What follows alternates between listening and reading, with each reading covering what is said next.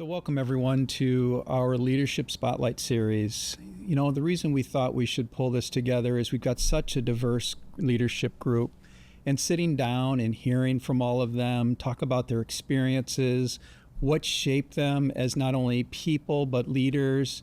There's so much value in just learning how everybody else takes a different road to get to where we are. We're all about learning in our culture, and so when we were talking about what is the best way that we can get to know all these people that we see emails from, we said, let's sit down, let's talk to them, have just a casual conversation, and at the end, I believe all of us will learn and grow from this. Hey, Tracy. Welcome. Welcome to our Leadership Spotlight series. It's a pleasure to have you with us.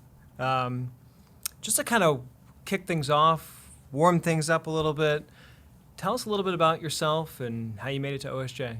Yeah. So Ocean State has been a journey and is a perfect representation, I think, of my life. I started in transportation, running tractor trailers when I was fresh out of college, and from there I moved into distribution management, where I managed full warehouses for a luxury brand of jewelry, and I did that for a while, and then I moved into retail operations, and then I worked for a strategy company, like at another retail firm where they were going into bankruptcy, and it was just a beautiful blend of all different operational facets, and this job was a newly created job at Ocean State, and I just felt like it was the greatest alignment. It was a little bit of transportation, a little bit of DC, a little bit of operations, all operations, but that's how I got here. It's like it took everything that I did in the past, jack of all trades, master of maybe nothing, but I'm able to apply it here, so that's how I got wouldn't here. say that. Yeah. Yeah, and you've been here for, what, 2.5 years? Yep. Yeah. April. April, so almost 2.5 years now. Mm-hmm.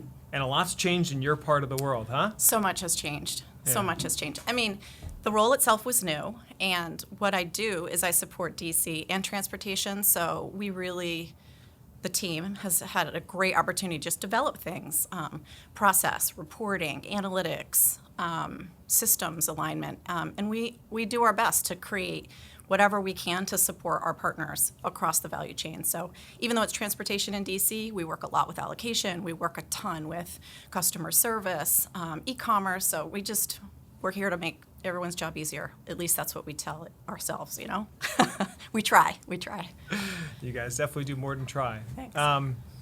Okay, it's easy to talk business all day. We do this on a daily basis, it seems. But let's talk a little bit about you. Okay. Just what are you most excited about as a leader at OSJ? What really gets you moving? The people, 100% the people. So within the distribution center, and I think spanning corporate, there's over 55 cultures that are represented here. And it's awesome to see how different people have come to this organization, and they're so passionate about it. And it's amazing to see, all different personalities, different cultures, different points of view, being so passionate for the same thing, which is really, really awesome. And in terms of that leadership, it gives me an opportunity to stretch my style. It's not so parochial. You've got to meet people where they're at, and every day is a challenge. Every day is new, and it's because of the people that I love leading here. Yeah, and a lot of that came together just earlier this week, or was it last week? What was the Heritage event? The what? The Heritage event. Oh, it was last Friday, week? yeah. So a lot of this came together on Friday at the Heritage event. Yeah. Can you tell me a little bit about that and what that meant to you? Yeah, I think it was the perfect culmination of celebrating everybody's heritage, and we started talking about it because of the 4th of July, and what it means to have independence, and how our dynamic group is representing so many different cultures. So let's pay homage to their culture and their contribution to us in Ocean State, but also in this country. And it was incredible. It was an incredible event. I think everybody had a great time, and it allowed people to kick their shoes off and just really enjoy the moment and each other. So it was awesome. Yeah, anytime you get a bunch of people dancing together Yes. on stage, it's a good event. It's a good event. Yeah. Switching gears for a little bit, can you tell our audience a little bit more about yourself? Is there anything surprising that people might not know that you feel comfortable sharing? I always I really feel like I'm a boring person, so like this is not a good question for me because I don't know. I think it's a great question, but I don't know how to answer it. My family lives in Arkansas. Many people don't know that. I lived there for a period of time, and so for those of us that live in Rhode Island, most people never leave, like my husband, and so that's an interesting dichotomy. So I lived over there for a period of time, right? And I feel like that has added to my personality quite a bit because All I know about Ozark, all I know about Arkansas is through the lens of Ozark. Yeah. So certainly there's other dimensions that us Northerners, Yeah. wouldn't be privy to. When I moved there, it was late 90s, and I thought, oh my God, like, what am I getting myself into, right? But because of Walmart and all that they're doing in that part of the country, it's really developed. And actually, it's one of the top 10 towns to live in Arkansas. So my family lives in Bentonville, and they have amazing Ozark Mountains. It's got a killer beer scene, like hiking galore, tons of art. Like it's developing. So it's pretty cool. And actually someday I think I'll move back. So people don't know that, but someday I will. So Tracy, who's been like the largest influence in your life, either personally or professionally? I have been really blessed to have a lot of really terrific influences in my life. And maybe many people will say this, but truly my parents are number one.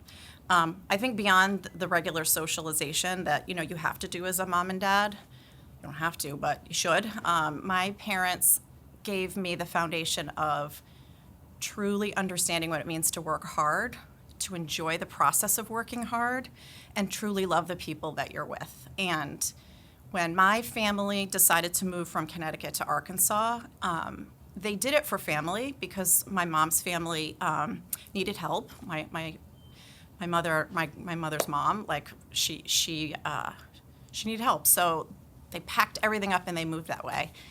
And seeing the sacrifice, like my dad owned a retail store and my mom never worked, and they were like, okay, this is what we're gonna do. We're just gonna start over.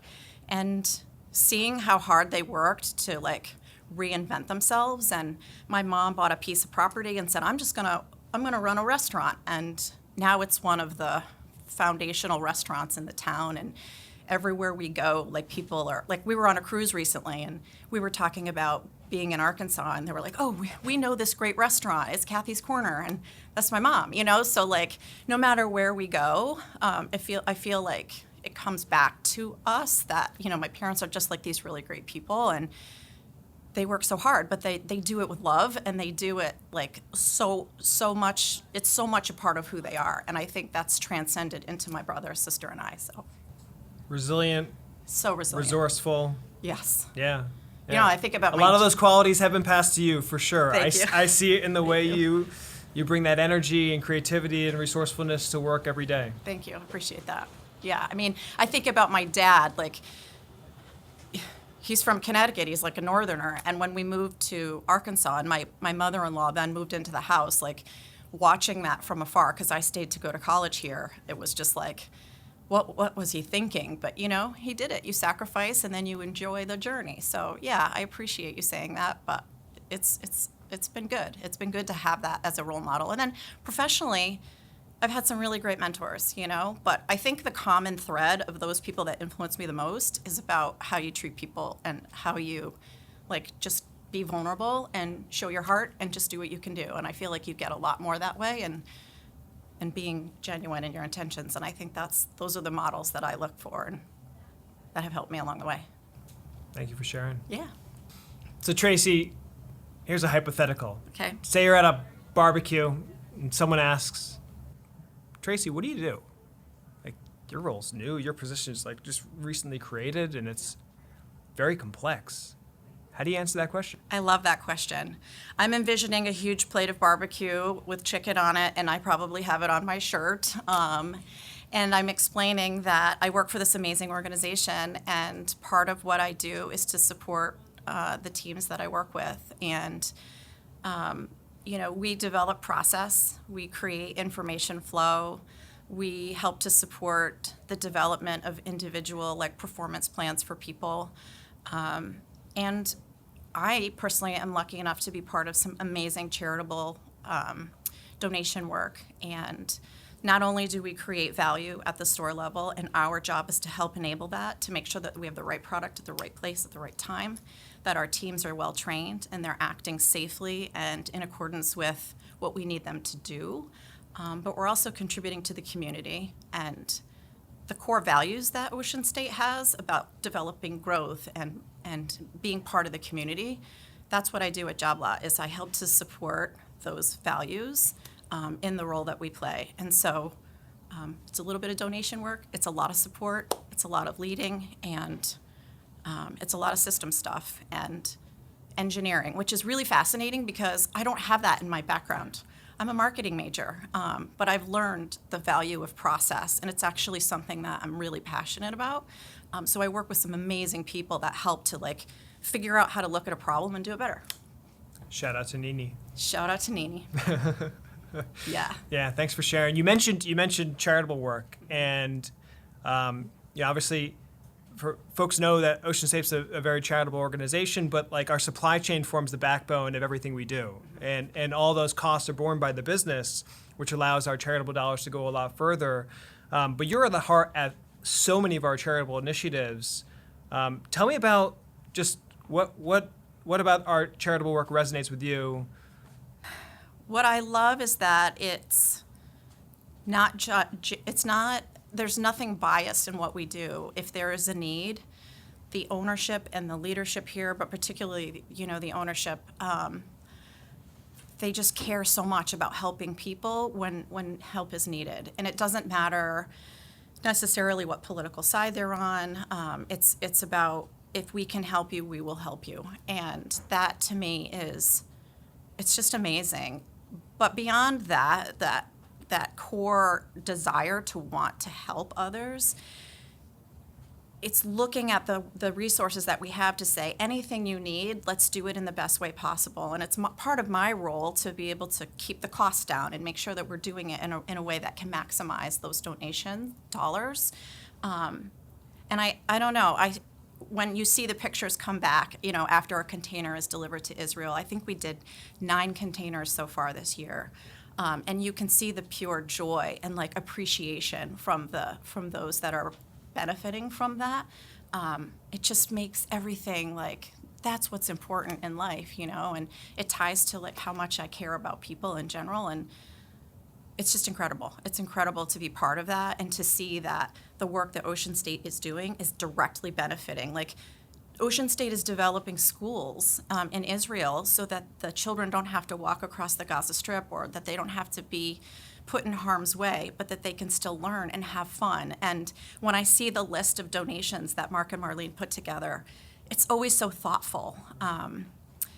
It's not just pens and paper and, gazebos and chairs to sit on, but it's crayons and toys and shoes and clothing. And it's like a whole experience. And so I often think to myself, this was really well considered, and just the whole person is thought about when you're looking at donation work. So yes, we're using opportunities to take product that we have a swell of and support someone else with it, but we also take a look at how to make that person feel happy too, and that's kind of awesome.